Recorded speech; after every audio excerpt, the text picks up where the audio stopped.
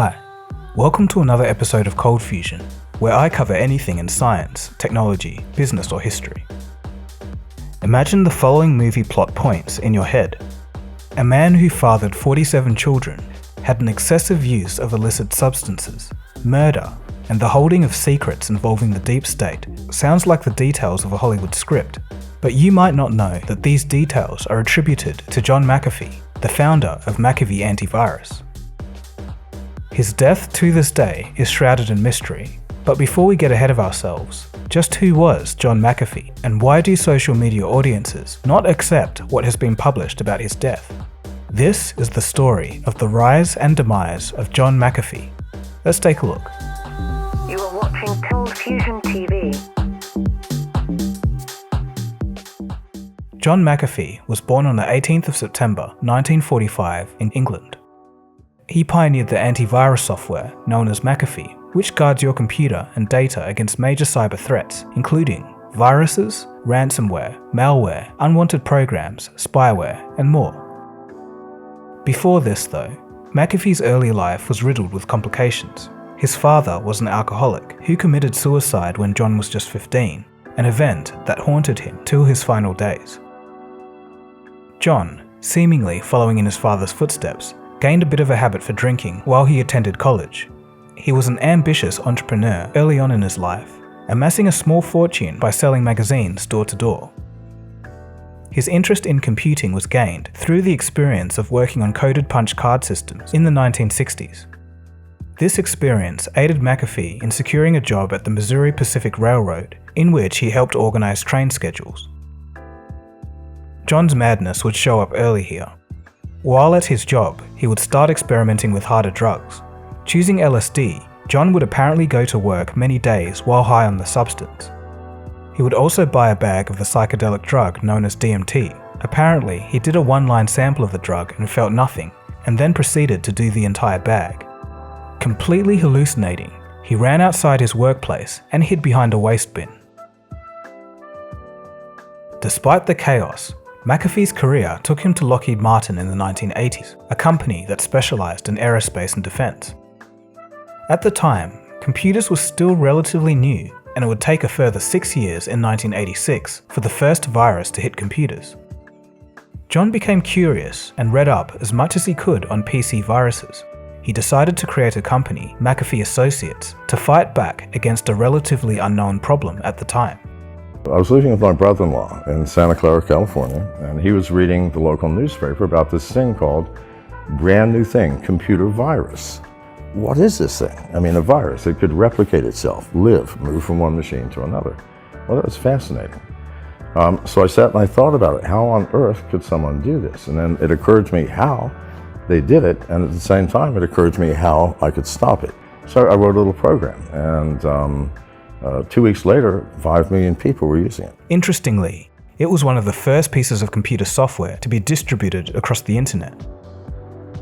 By the end of the 1980s, his organization was already making $5 million per year, and some of the biggest companies in the world were using his antivirus platform.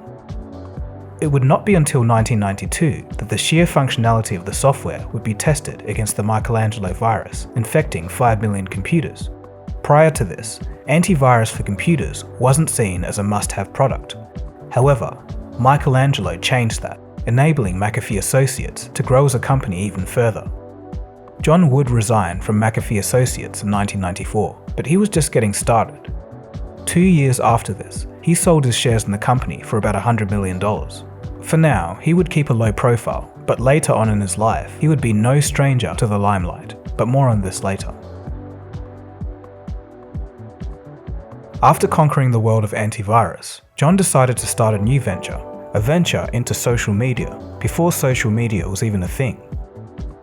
It's a little known fact, but McAfee would work on a social network project.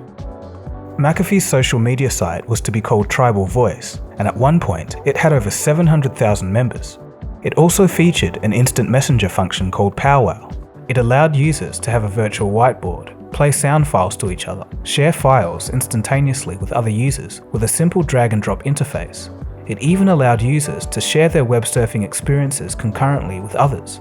And all of this was in 1994. a full decade before MySpace would rise to prominence. Unfortunately, the project never caught on to go mainstream. Perhaps it was too early. The global financial crisis of 2008 affected John's fortune considerably. Apparently, his $100 million had shrunk to as little as $4 million. However, this would not be the final chapter in his life story, and his dwindling funds did not deter him from getting the most out of a search for a wild life. In the late 2000s, McAfee began selling his land and moved to Belize, a Caribbean country situated on the northeastern coast of Central America.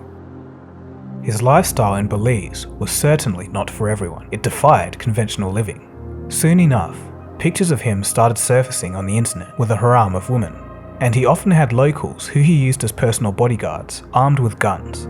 These shady dealings led to rumors about him making drugs.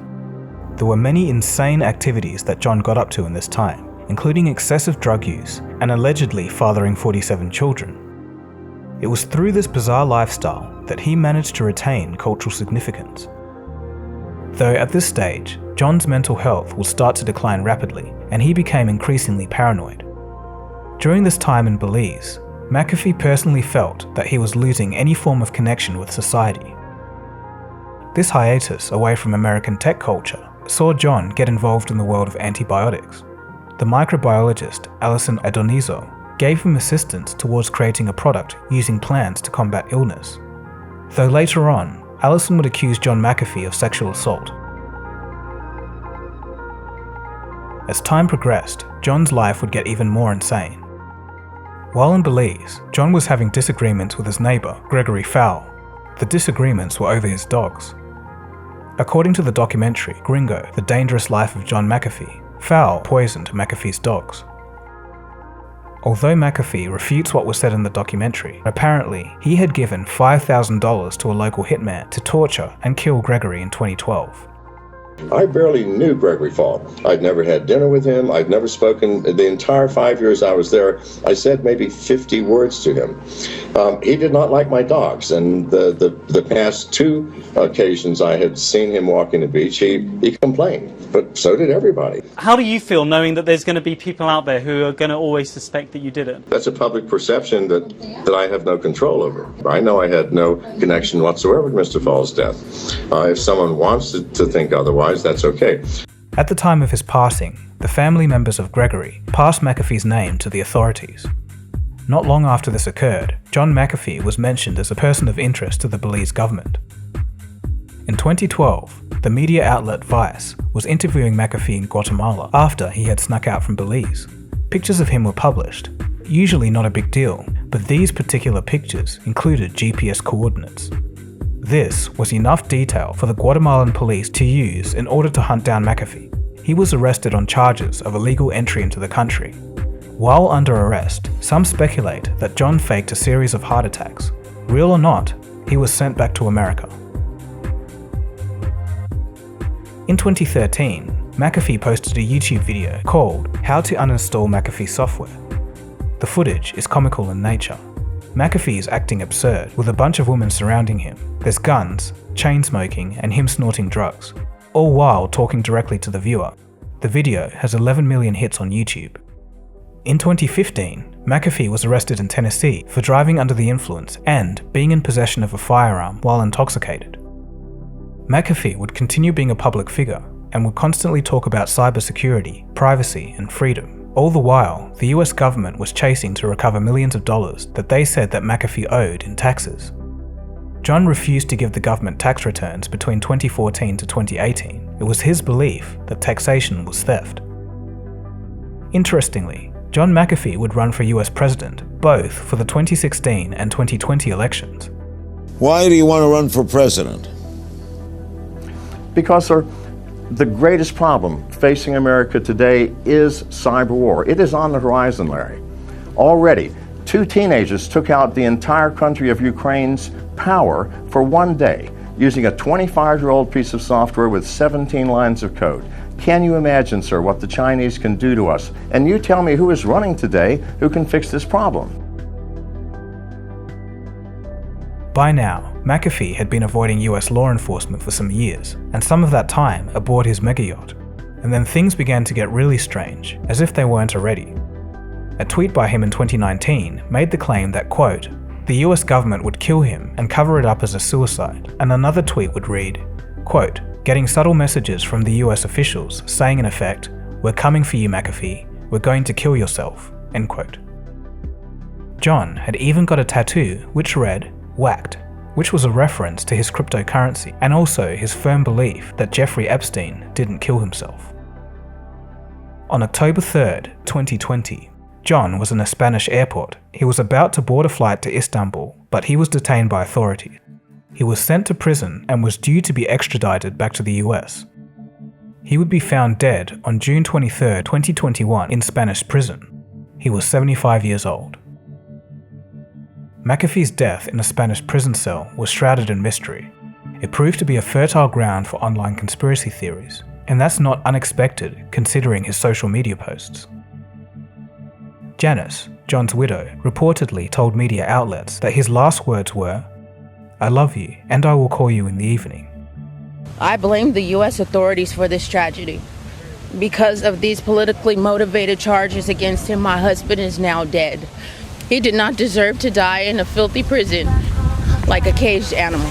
The Associated Press, though, did report that he was found with a suicide note on him. Allegedly, John had tried to kill himself before in February in a different part of the Barcelona jail. A psychiatrist made the assessment that John was just attention seeking and it was a stunt, but it resulted in him being moved to another part of the facility. The main reason that people doubt that John McAfee killed himself was that he claimed to have a dead man switch, and this would release a number of sensitive documents. In 2019, McAfee was recorded stating, quote, I've collected files on corruption in governments. For the first time, I'm naming names and specifics. I'll begin with a corrupt CIA agent and 2 Bahamian officials. Coming today, if I'm arrested or disappear, 31 plus terabytes of incriminating data will be released to the press. Even more controversy stands surrounding John's death when his Instagram posted a mysterious Q. Some say that Q is a reference to QAnon. Others speculate that it could be a key to the code of the dead man switch. A day after his death, a Twitter user who had engaged with McAfee released a website which was titled Contingency Plan Activated. Something big is coming. The website is linked to McAfee's cryptocurrency, Whacked, and has a timer countdown, which ended on the 27th of July. To date, no bombshell information has been released. Some say it was all just a big scam. Suicide or not, the death of John McAfee marks the end of one of the most eccentric tech moguls in history. His legacy and the story surrounding him will be spoken about for many years to come. From being a pioneer in distributing software over the internet and creating one of the first social media sites in history, to being a wanted man for murder and tax evasion, John's life was certainly a wild ride. His story is interesting because he was clearly intelligent and a visionary in select areas, but his character and history was so wild that you couldn't trust much of what he said. So the question still remains, was McAfee simply a crazed and troubled man who gave up in prison? Or did another party take him out? Nobody can know for sure, but the comment section in this one will be very interesting. So thanks for watching. My name is Dagogo, and you've been watching Cold Fusion, and I'll see you again soon for the next video. Cheers guys. Have a good one. Cold Fusion.